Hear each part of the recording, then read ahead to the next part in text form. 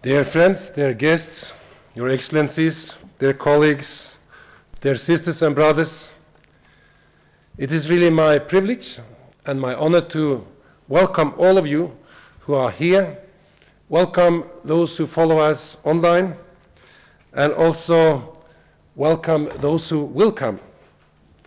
And we will hear more about that. Among them, His All Holiness the Patriarch Bartholomew, the Ecumenical Patriarch, but not at least many children will come during the day and join us in this day, this very important day, the World Children's Day celebration here in the Ecumenical Center today. We have already had a very good start. Our musicians, our prayer, our time to settle in a tone of celebration, of meditation, but I think also of inspiration. Thank you so much. During the day, we have two facilitators that will help us to come through the program. Katarina Tino from UNICEF and Frederick Sedel from the World Council of Churches. And I will particularly also welcome the co-host of this event, UNICEF, represented by Mr. Philippe Cori, the Deputy Regional Director of UNICEF for Europe and Central Asia. Others will be introduced as we move along. But let me say some words of welcome and some words reflecting why we as the World Council of Churches are doing this and why we involve these 350 churches around the world in this very important program, which we have called the Church's Commitment to Children. This year we celebrate, as you can see, 70 years of the World Council of Churches. This history of the 70, since the beginning in Amsterdam in 1948, has had a constant red thread of a commitment to human rights, to world peace, to justice, but also with new changing dimensions to this. As the world has been changing, as our understanding and the commitment of the churches have been growing, and as we have understood and learned in new ways what we are here as a World Council of Churches to do together, and together with many partners. And as General Secretary of the World Council of Churches, I have the privilege to visit many of our churches around the world and other communities, and also to meet children, and to hear about how children live, their challenges, their joy, but also the threats to their lives. We do know, and we know more than we like to know about that. But we do this as human beings, as people who have a relationship to our own childhood. But I can also speak as a father, as a grandfather of 3 and almost 4. We have this very close to us. It is not just an issue. It's not just something. It is about somebody we love. Somebody that we love and everybody loves when they are close to children. But also who have the worries, the concerns in our heart. What will be their lives? What will it look like? What will be their possibilities and also their huge fights? Well, as we celebrate this day, this World Children's Day, we encourage one another to be at the forefront of offering care and protection for those who are the most vulnerable among us, particularly also those who are victims of war or refugees. When the World Council of Churches at its 10th Assembly in 2013 assessed where are we now, what are the challenges we need to focus on now, one of them were particularly mentioned, and that's the reason why we're here today. There is a need, we understood, to focus in a new way on the injustice in a world that calls for children's rights for protection and for participation. Therefore, we started this program, Church's Commitment to Children, and we looked around and we saw that the strongest partner we could have is UNICEF, who have competence, who have commitment, and a lot of capacities, but who also have a willingness to work with partners like us, as a WCC, global organization, but also with the churches on the ground, in the many parts of the world. And we are proud to see that this has developed. It has developed with many dimensions. We see our churches responding to it, but we also see how the cooperation develops. And that is part of our celebration today, that this is really something we do together. Celebrating our commitment, but also therefore renew it and say, this is what we want to do. In this anniversary year, we have had many guests here, and among them were Pope Francis, also here in this hall. And under his visit, we recommitted ourselves to what we call a pilgrimage of justice and peace, saying we are here to walk, we are here to pray, and we're here to work together. And this is also what we do today, in another context, in another relationship. And we believe this is what it means that Jesus calls us to be salt and light in the world. I think we should address every issue from the perspective of children. That gives us another understanding of truth and moments of truth. The question articulated in every child, whether it is loudly said or in themselves, is, do you love me? This is actually the same question that Jesus Christ asked the first leader of the Christian church, Peter, after the resurrection. Do you love me? And then Jesus said, tend my sheep. To take care of God's beloved children is to love God, nothing less. And by this, we look forward to a rich program, inspiring us, helping us to understand what this means today. And therefore, let me ask my colleague, Philippe, to also welcome us and greet us before we move on. Welcome.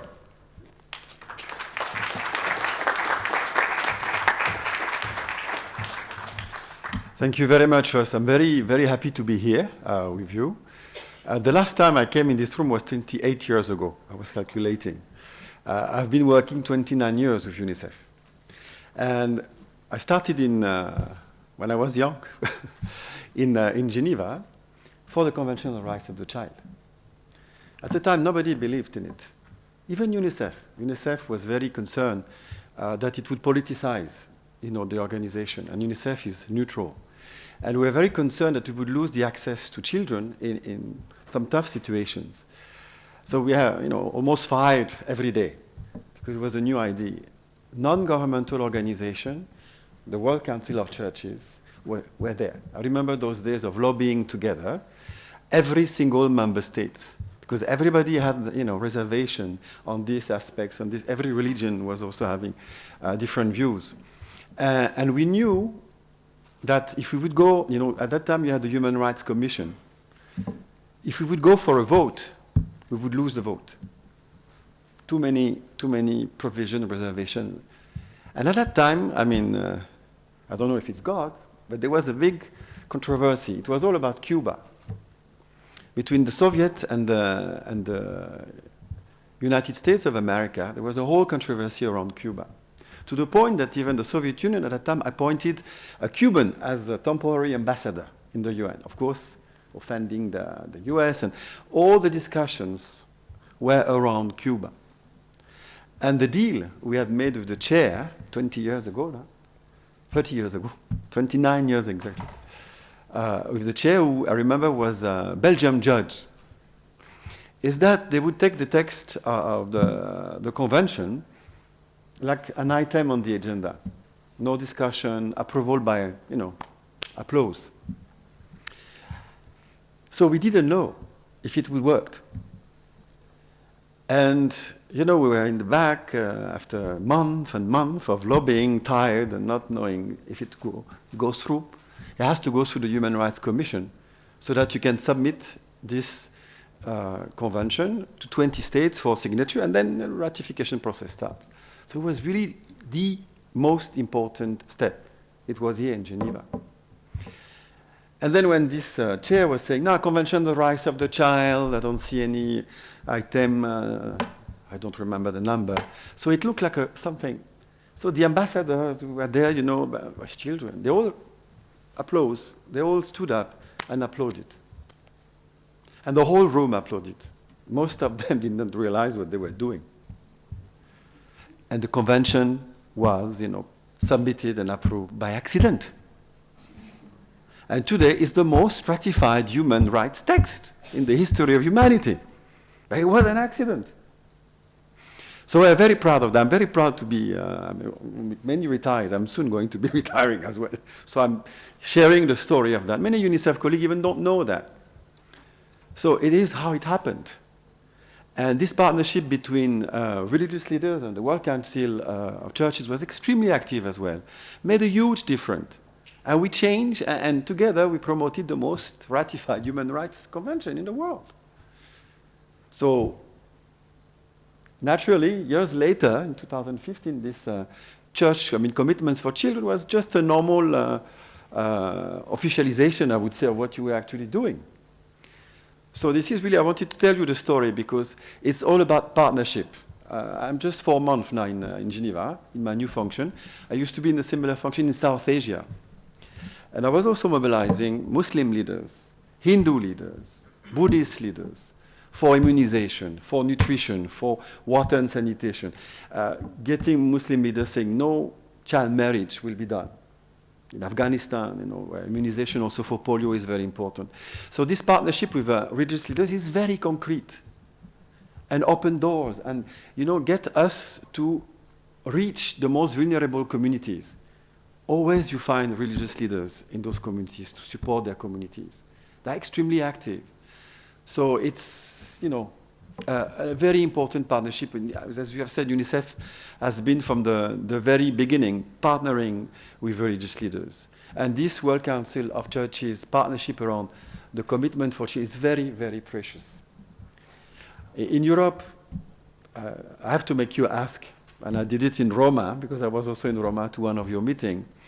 We will have upcoming elections at the Parliament, the European Parliament.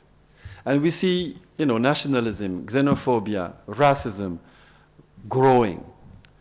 And most of the parliamentarians are Christian. France, Italy, Spain. So racism, xenophobia, particularly against children in the context of migration, are not Christian values. So the more we speak about that in your communities, at the time there is an upcoming election which is very important for us. Because, you know, the European Union is the first provider in the world of development aid. The first stakeholder for human rights and children's rights. They champion children's rights themselves. So I know I don't want to take too much of your time, but I had to make that plea with you because it's, almost 30 years later, we need to team up again in the world, but in Europe these days it's becoming very important to fight this rising racism and xenophobia that is affecting children also in Europe. Thank you very much, and I wish you a very good discussion. Some of my colleagues are going also to participate, and I hope to be also involved with you.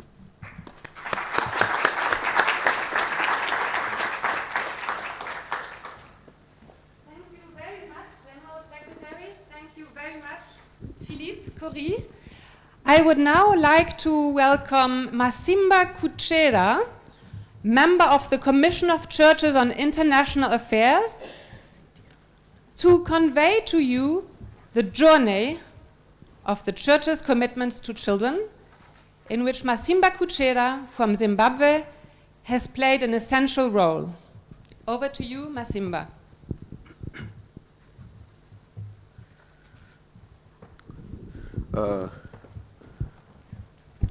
Good morning, and all protocols observed. Now, I was agonizing whether to do a fully fledged PowerPoint presentation, and then I thought, coming from Africa, where I come from, I may lose either the power or the point during the presentation, so I will have no PowerPoint presentation, but a few slides that will be in the background. After 2013, as Olav was talking about the process of getting to where we were, we signed an agreement with, or a partnership with UNICEF in 2015, which started this whole process of the production of the Church's commitments to children. And it was a very interesting process which involved consulting both the churches, but also the highest governance bodies of the World Council of Churches. But we didn't forget children, because we also then consulted 144 children in 7 countries. So after going through all the processes in March 2017, the Church's commitments to children document was launched. And I have it on very good authority that it is very rare for Olav here to write letters to churches. But I understand that he did a cover letter for the Church's commitments to children, inviting participation. And within 3 months, we already had 250 people subscribing or showing interest in the Church's commitments to children.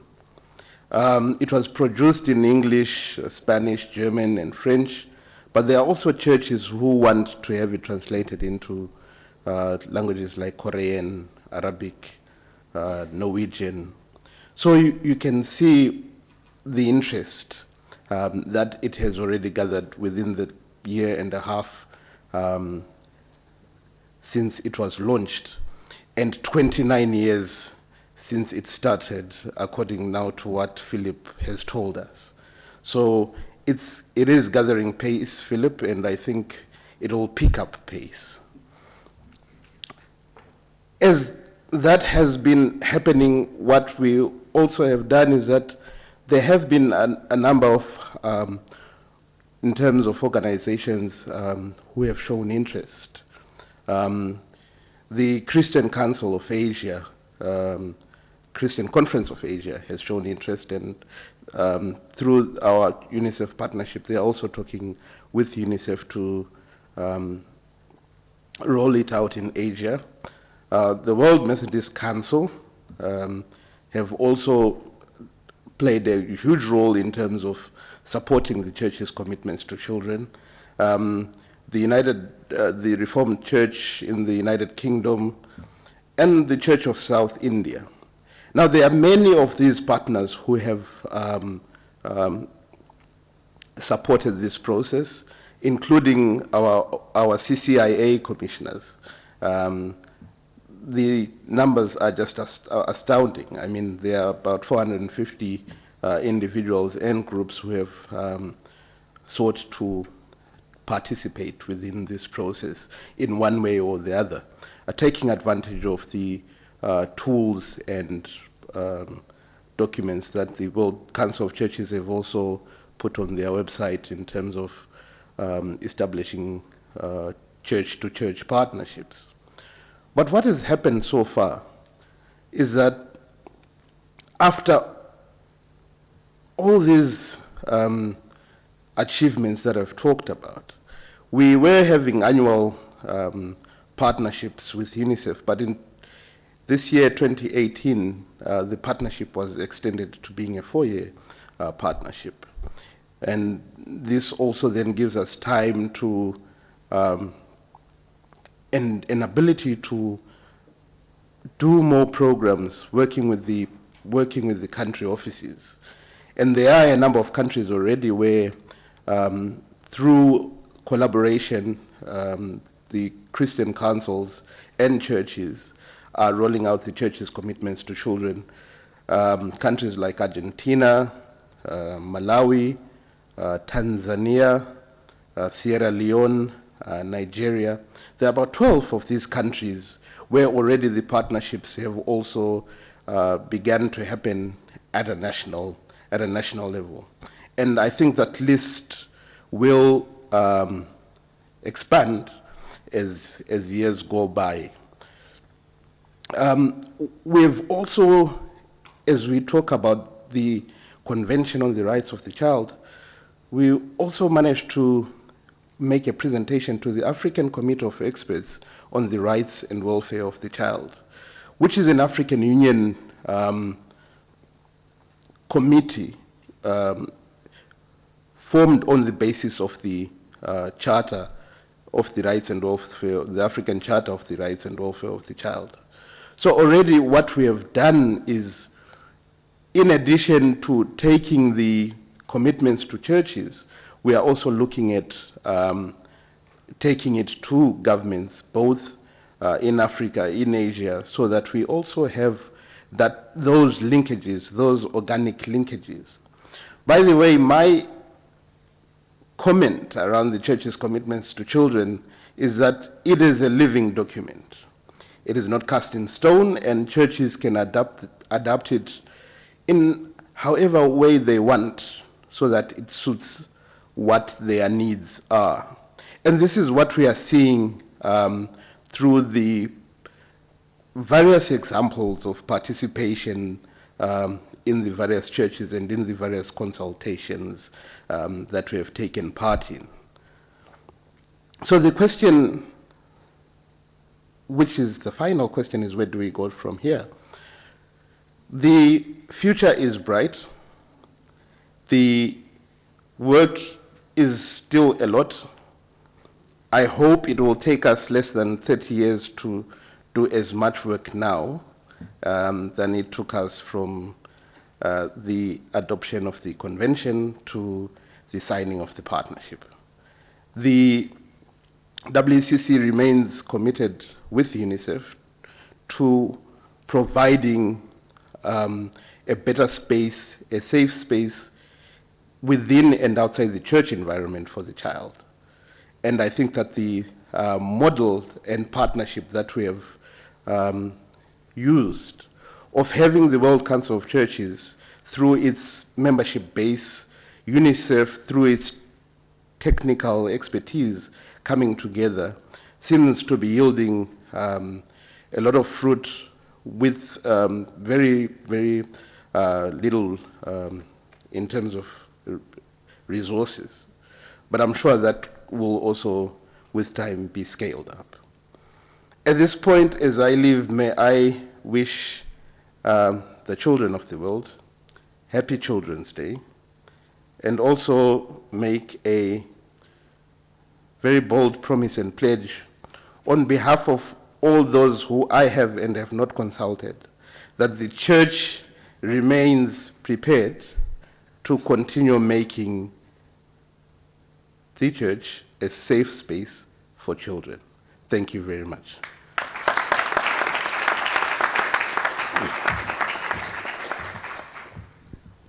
Thank you so much, Masimba, for sharing the journey.